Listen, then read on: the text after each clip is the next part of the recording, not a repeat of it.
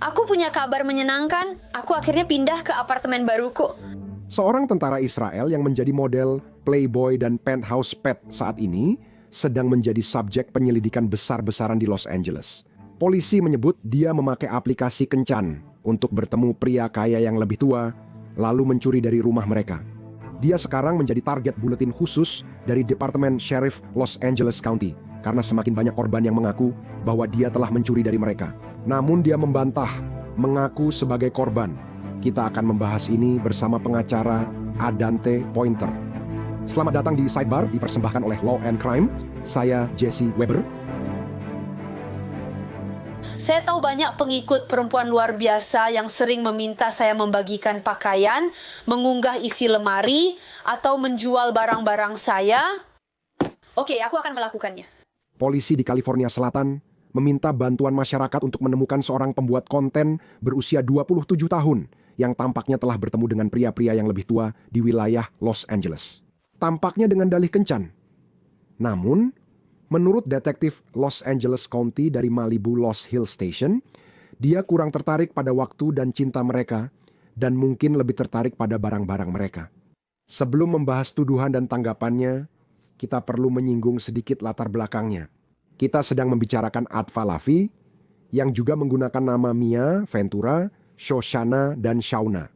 Sekarang, dia tampaknya pernah tampil di majalah Playboy dan Penthouse. Pada 2022 siaran pers, Clubhouse Media Group mengumumkan dia bergabung dengan Honey Drip. Ini adalah pesaing OnlyFans. Menurut siaran pers tersebut, Levi berasal dari Israel. Dia pernah bertugas di pasukan pertahanan Israel selama 2 tahun. Usai masa tugas, menurut Clubhouse Media Group, dia jadi pramugari. Pandemi COVID-19 membuat pesawat di seluruh dunia tidak terbang dan dia terkena pemutusan hubungan kerja. Rilis itu menyatakan dia kini fokus mengembangkan pengikut media sosial dan menjadi model. Seringkali, tampaknya dalam situasi yang diduga pornografi seperti ini. Halaman media sosialnya penuh dengan foto dan video Levi yang memamerkan pakaian dan sepatu mewahnya, memberi tur kepada penggemar ke lemari pakaiannya, dan membagikan cuplikan liburan serta tempat eksotis ini. Tapi seperti yang kita tahu, apa yang terlihat di Instagram dan TikTok terkadang seringkali jauh dari kenyataan. Hal ini membawa kita ke topik berikut. Departemen Sheriff Los Angeles mengeluarkan buletin khusus pada 8 Oktober yang meminta masyarakat waspada terhadap dirinya untuk memberitahu jika mereka merasa jadi korban dirinya. Sebagai bagian dari buletin tersebut, para detektif mengatakan bahwa tersangka Levi telah terlibat dalam serangkaian pencurian rumah di seluruh kabupaten Los Angeles. Menyasar pria lebih tua dengan menyamar sebagai pacar di media sosial, platform kencan, dan aplikasi. Buletin itu juga memuat foto 2 mobil yang sering dikendarainya, Porsche SUV hitam dan sedan Mercedes-Benz putih. Ini benar-benar cerita yang menarik. Baiklah, mari kita fokus pada hal ini. Saya ingin memperkenalkan pengacara Adante Pointer. Terima kasih sudah hadir, Adante. Ini memang menarik, setidaknya bisa dibilang begitu. Kamu tahu, ini memang menarik. Karena pihak berwenang tidak mencantumkan daftar tuduhan tertentu pada buletin khusus ini, menurut saya ini cara yang menarik untuk membuat buletin tanpa mencantumkannya. Pertama, A. Apakah umum untuk mencantumkan buletin seperti ini? Dan B. Apakah ini merupakan pendahulu dari tuduhan resmi? Tidak terlalu umum bagi polisi atau penegak hukum untuk mengeluarkan semacam peringatan waspada seolah-olah itu seperti mobil curian, tetapi tentang seseorang. Karena biasanya pada saat polisi mengeluarkan semacam pernyataan tertulis atau pernyataan publik tentang seseorang, mereka membicarakan tentang kejahatan tertentu atau serangkaian kejahatan tertentu. Jadi ini tidak biasa, meskipun memang kadang terjadi.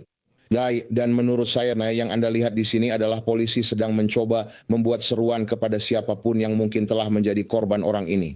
Jika supaya orang terlihat, dakwaan bertambah dan hukuman bagi pelaku penipuan internet bisa lebih berat. Kita belum tahu pasti apa yang kita hadapi di sini dan hanya punya sedikit informasi tentang tuduhan padanya. Jenis dakwaan apa yang mungkin akan dia hadapi ke depannya. Saya ingin tahu, apakah ini dakwaan negara bagian atau federal jika terjadi di beberapa lokasi? Maksud saya, kemungkinan apa yang kita hadapi di sini? Saya tahu ini sulit karena Anda belum punya semua bukti, tapi Anda mulai memahami tema dugaan skema ini. Benar kan? Nah, yang bisa Anda simpulkan dari apa yang telah disampaikan polisi dan penegak hukum adalah itu. Ini adalah seorang wanita yang berteman dengan pria, baik melalui janji akan persahabatan maupun jenis layanan lainnya. Selama bersama mereka, dia mencuri barang-barang mereka. Intinya, ini soal pencurian. Tergantung situasinya. Jika dia pergi lalu kembali saat mereka tidak ada di rumah, itu bisa masuk ke dalam tuduhan pembobolan rumah tinggal. Dan sindam dan seperti yang kamu Anda sebutkan, itu bisa menjadi kasus di tingkat negara bagian, tapi juga berpotensi menjadi kasus federal jika dia terbang dan membawa barang serta melakukan ini lintas negara bagian. Lalu Anda berbicara tentang kemungkinan tuduhan federal. Namun menurut saya agar kasus ini menjadi kasus federal harus melibatkan sejumlah orang dan nilai dari barang yang dicuri atau dituduhkan, yang diduga telah dia curi atau ambil dari orang-orang. Sesuatu bernilai 6 digit atau lebih. Saya rasa harus coba saya untuk menarik perhatian energi dan sumber daya dari Jaksa Federal. Apakah benar jika saya bilang potensi dakwaan federal adalah penipuan lewat jalur elektronik? Apakah pemikiran saya sudah tepat? Ya, penipuan lewat jalur elektronik memang salah satu yang mungkin terjadi karena pada dasarnya dengan penipuan lewat jalur elektronik, Anda mengatakan bahwa seseorang telah melakukan komunikasi melalui email atau perangkat elektronik lainnya. Saat Kimekapo mencoba menipu orang dengan janji palsu, misalnya berkata, saya akan datang menghabiskan waktu bersama Anda. Padahal sebenarnya niat Anda adalah untuk datang dan merampok mereka atau mengambil harta benda mereka. Ya memang mungkin, tapi menurut saya itu agak dipaksakan kalau mereka melakukannya seperti yang kita tahu. Penyelidikan masih berlangsung dan kita belum tahu sepenuhnya bagaimana rumah kartu miliknya dibangun dalam hal apa yang mereka yaitu mengambil properti dan barang-barang mewah dari klien-klien kaya. Apakah polisi dan jaksa memberi perhatian khusus pada akun serta aktivitas media sosialnya? Menurut Anda, apakah mereka sudah memanggil beberapa perusahaan media sosial dan tujuannya apa? Media sosial adalah tambang emas bagi penegak hukum. Banyak orang sudah sadar setelah Anda mengunggah sesuatu ke media sosial, Anda kehilangan kendali atasnya dan itu tidak akan pernah hilang. Meski akun dinonaktifkan, diarsipkan atau dihapus, catatan permanen dari unggahan media sosial tetap ada. Kita sering melihat penegak hukum memakai media sosial untuk menangkap pelaku kejahatan, baik pria maupun wanita.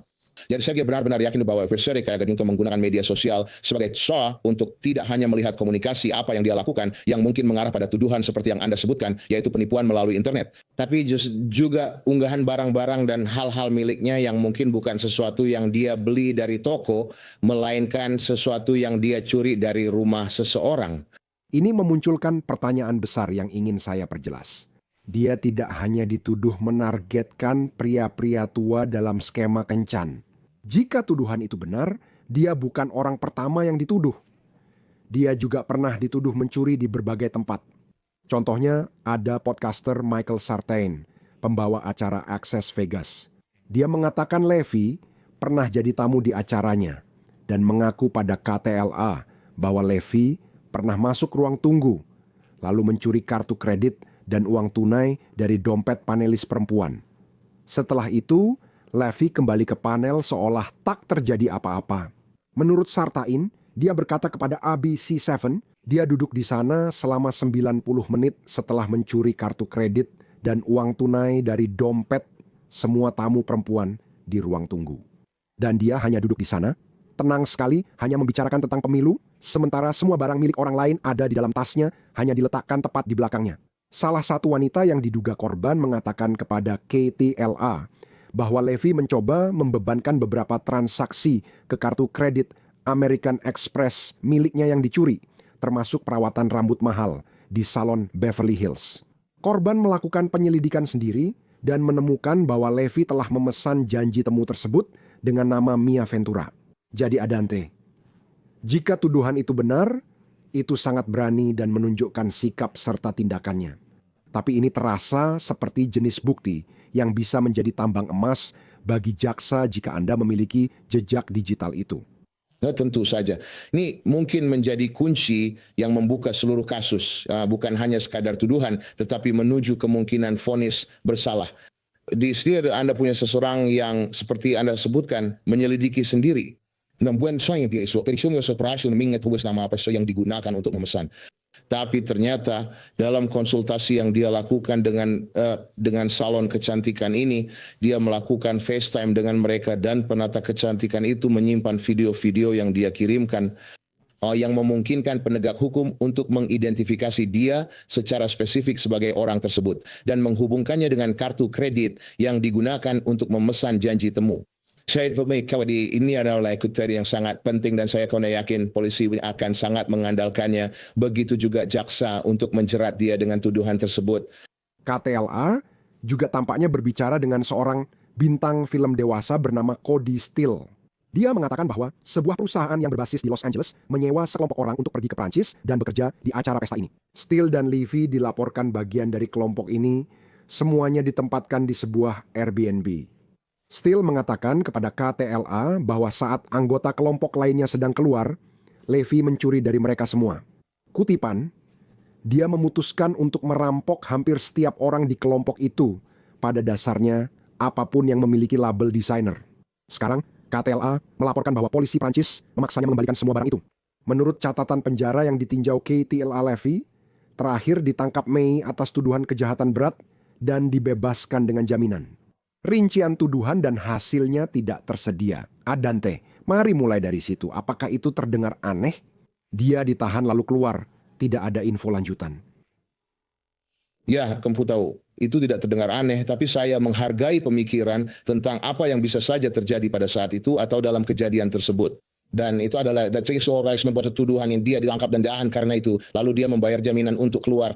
Mungkin korban atau saksi yang mengajukan keluhan memutuskan tidak melanjutkan penuntutan sehingga kasusnya gagal. Tapi itu bukan hal-hal yang jarang terjadi dalam situasi seperti ini. Karena yang dibutuhkan adalah korban yang tidak hanya bersedia maju dan memberitahu polisi apa yang terjadi, tapi juga mau melanjutkan proses sampai ke pengadilan. Dan jika Anda adalah orang yang terkenal atau seseorang yang memiliki pekerjaan sensitif atau seseorang yang misalnya sudah menikah, seharusnya tidak terlibat dengan Levy. Ini Anda mungkin berkata, itu orang yang menusai itu boleh saya kurang terlibat ni lagi. Saya mak sira sidakin mencoreng si reputasi saya sendiri dengan terlibat dengan dia. Itu poin yang sangat bagus. Dengan kata lain, mereka mengeluarkan pengumuman ini, nama dia sekarang ada di berita. Apakah orang-orang akan begitu cepat untuk maju? Saya yakin Michael Sartain pernah bilang, jika kamu punya orang-orang dengan pekerjaan besar, mereka dikenal.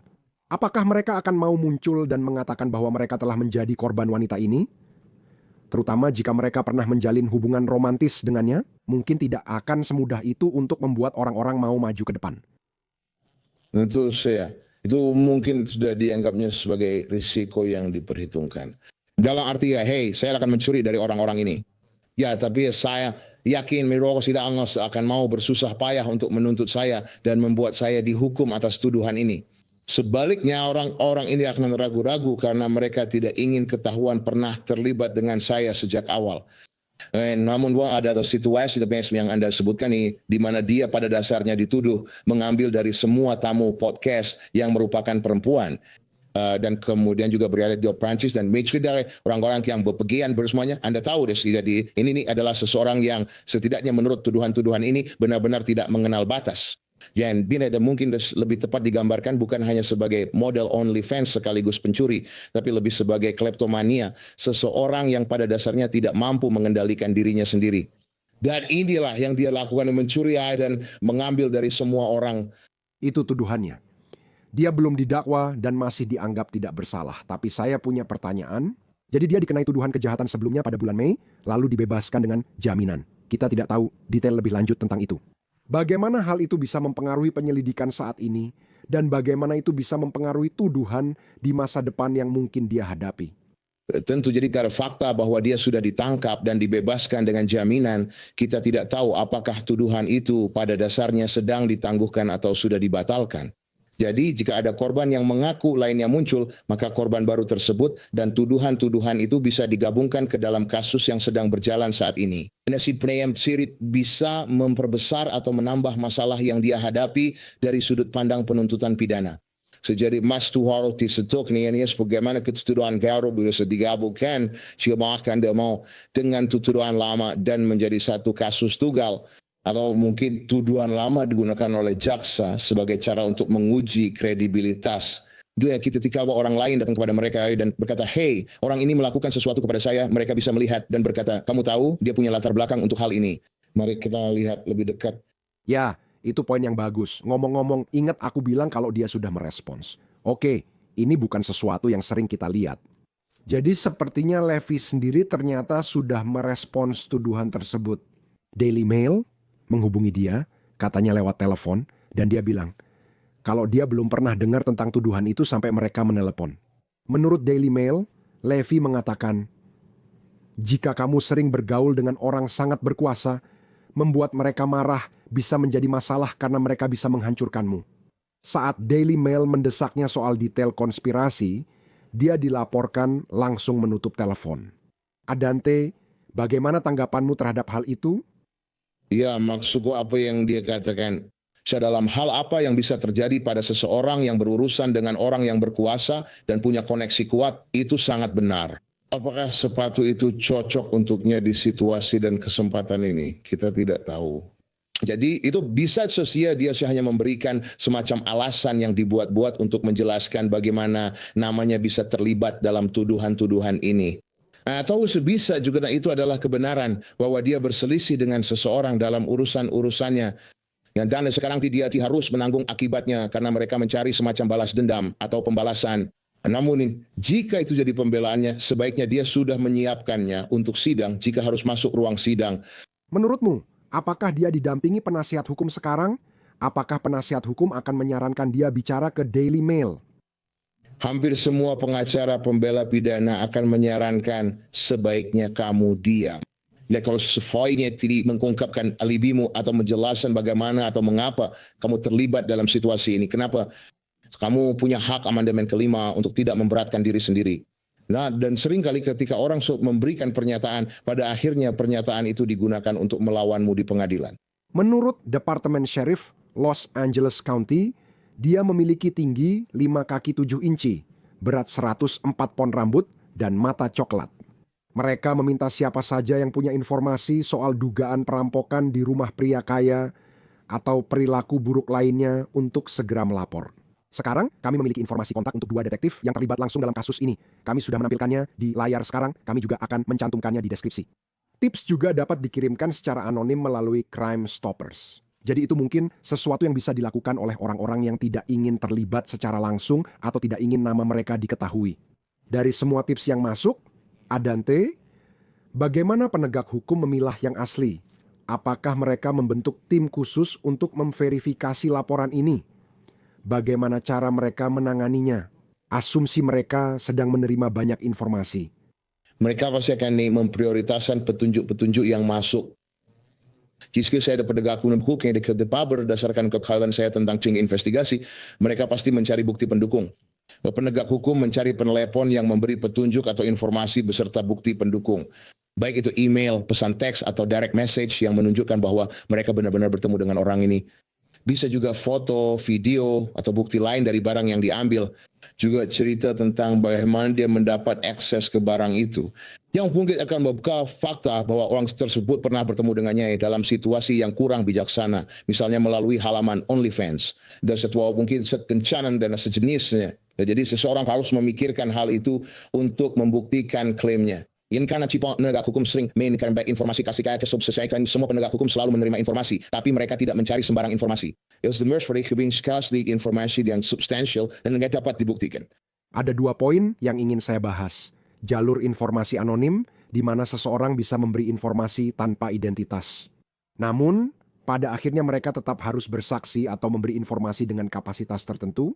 Maksud saya, bukankah identitas mereka tetap akan terbongkar? Atau saya salah memikirkannya? Kamu memikirkannya dengan cara yang benar. Dan ya, saya juga pernah mewakili banyak orang dalam kasus pidana di seluruh negara bagian California dan juga dalam kasus federal. Saya coba tahu di saluran pengaduan anonim sebenarnya tidak benar-benar anonim. Jika polisi tertarik dengan informasi Anda, jadi benar seseorang mungkin saja maju dan memberikan informasi anonim. Tetapi agar polisi benar-benar dapat menuntut seseorang berdasarkan informasi itu, pemberi informasi tersebut kemungkinan besar harus ikut serta dalam proses penuntutan pidana karena terdakwa berat menghadapi penuduhnya. Yang berarti bahwa seorang penuduh harus datang ke pengadilan dan menghadapi orang yang mereka tuduh di hadapan hukum. Sebelum mengakhiri, kita belum tahu tuduhan apa yang mungkin dia hadapi. Ini sudah dibahas sebelumnya. Ada kasus yang lebih konkret dan sederhana terkait jejak dokumen, khususnya dugaan penipuan. Dalam kasus seperti ini, dan saya yakin Anda pernah melihatnya, biasanya apa saja pembelaannya? Jika Anda berbicara tentang jebakan madu, atau tentang seseorang yang diduga memanfaatkan pria demi uang atau wanita demi uang, apakah begitu? Hei, mereka yang memberi saya uang ini, hei, saya memang diberi uang saku, atau apa saja kemungkinan pembelaannya. Saya tahu, ini pertanyaan yang sulit karena kita bahkan tidak tahu apa tuduhannya atau apa buktinya. Saat ini tidak ada kasus pidana spesifik yang sedang berjalan terkait hal ini. Biasanya, apa yang Anda lihat dari pembela? Kita lihat bahwa saya tidak mengambil apa-apa. Barang-barang ini diberikan kepada saya. Ini adalah hadiah yang diberikan kepada saya. Sekarang Anda memiliki seseorang dengan hubungan yang memburuk. Atau mungkin faknan itu sudah timber berdasarkan memberi aku hadiah atau yang berbuat sebaik pada saya. Jadi mereka berusaha menutup sinaps yang telah mereka lakukan dengan mengatakan bahwa saya yang mengambilnya, saya mencuri dari mereka. Saya tidak punya izin untuk memiliki barang-barang ini. Itulah pembelajaran yang biasa Anda lihat. Yang Anda bilang, hey, saya bahkan tidak kenal orang ini. Dan dia ada jejak yang menunjukkan bahwa saya melakukannya atau bahwa saya bersama mereka pada saat mereka mengklaim pencurian itu terjadi. Nah, jadi Anda berdiri ada yang just point here, kemudian Anda juga berkata, ya, kalau saya memilikinya, barang-barang ini diberikan kepada saya. Ini adalah barang-barang yang dihadiahkan kepada saya. Ya, dan untuk memperjelas, apa yang kita bicarakan adalah tuduhan-tuduhan yang lebih banyak disampaikan di media daripada di pengadilan. Kita tidak tahu apa buktinya bahwa dia menggunakan kartu kredit atau mencuri barang. Ini hanyalah cerita-cerita. Saya tidak tahu apa buktinya, tapi saya memang tidak tahu. Ceritanya menarik. Adante Pointer, terima kasih sudah meluangkan waktu. Saya menghargai itu. Terima kasih atas undangannya. Saya tunggu kesempatan berikutnya. Dan itu saja yang bisa kami sampaikan untuk Anda saat ini di Sidebar. Semuanya, terima kasih banyak sudah bergabung bersama kami. Jangan lupa berlangganan di YouTube, Apple Podcasts, Spotify, atau platform podcast lainnya. Ikuti saya di X atau Instagram. Saya Jesse Weber. Sampai bertemu lagi.